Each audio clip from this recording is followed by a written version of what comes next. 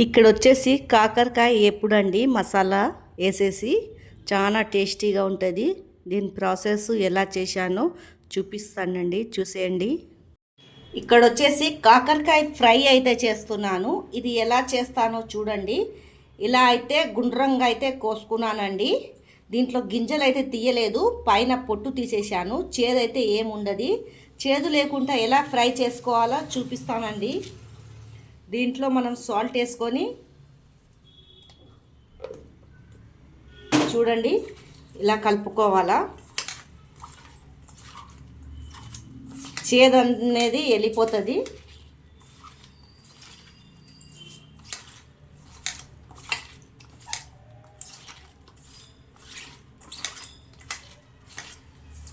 ఇలా కలుపుకొని ఒక 5 నిమిషాలు అయితే పక్కకు పెట్టుకోవాలండి.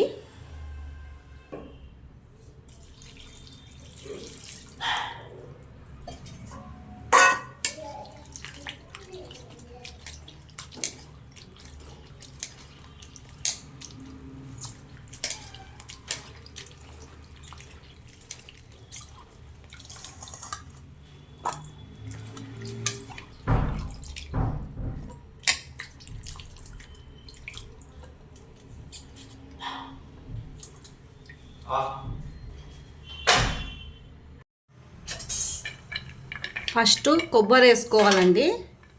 కొద్దిగా వేపుకోవాలి కొబ్బరి.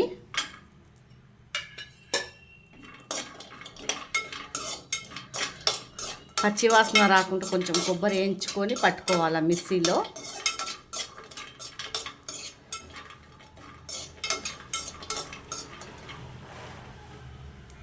దాంట్లోనే కొంచెం జీలకర్ర వేసుకోవాలా,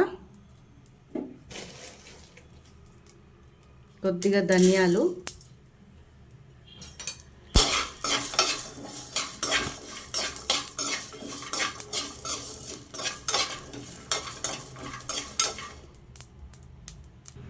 నూనె పోసుకుంటున్నాను.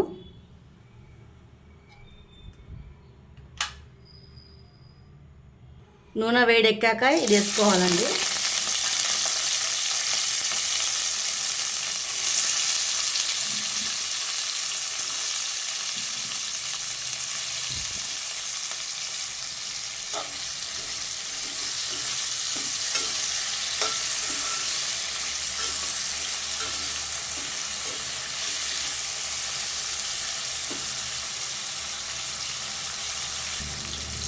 పసుపు వేసుకోవాలా.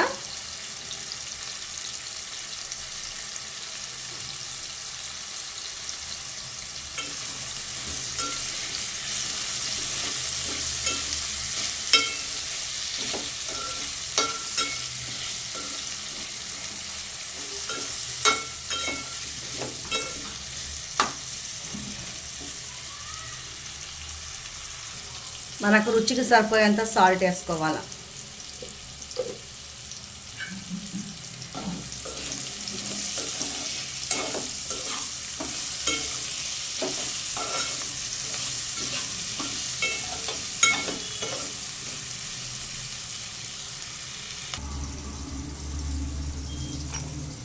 ఎల్లిపాయలు అండి. తర్వాత దీంట్లో కారం. ఇది మిక్సీ పట్టి పెట్టుకోవాలి పక్కకి.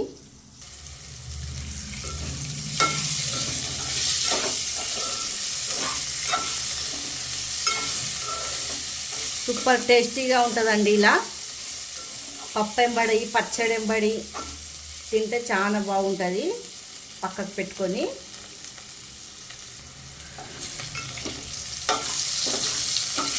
మధ్యలో మధ్యలో కలుపుతూనే ఉండాలండి, కింద మాడిపోకుండా.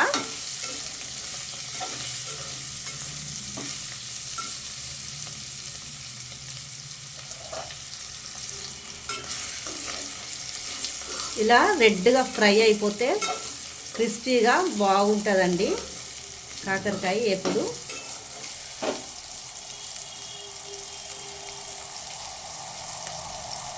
ఇక్కడ వచ్చేసి ఈ కొబ్బరి ఇవన్నీ అయితే మసాలా అయితే చేసుకున్నాం కదా, అదైతే వేసుకోవాలి దీంట్లో.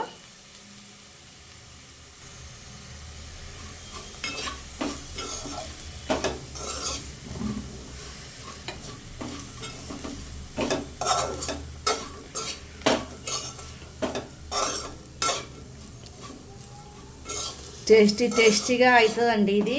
పచ్చడి ఎంబడి పప్పు ఎంబడి పెట్టుకొని తింటే మనం ఉట్టిగా అన్నం వెంబడైనా తినొచ్చు. ఇది చాలా బాగుంటుంది. చేదైతే ఏముండదండి ఇలా చేసుకుంటే. చాలా బాగుంటుంది కాకరకాయ ఎప్పుడు. మీకు నచ్చినట్లయితే లైక్ సబ్స్క్రైబ్ చేయండి, షేర్ అయితే చేయండి, సపోర్ట్ చేయండి.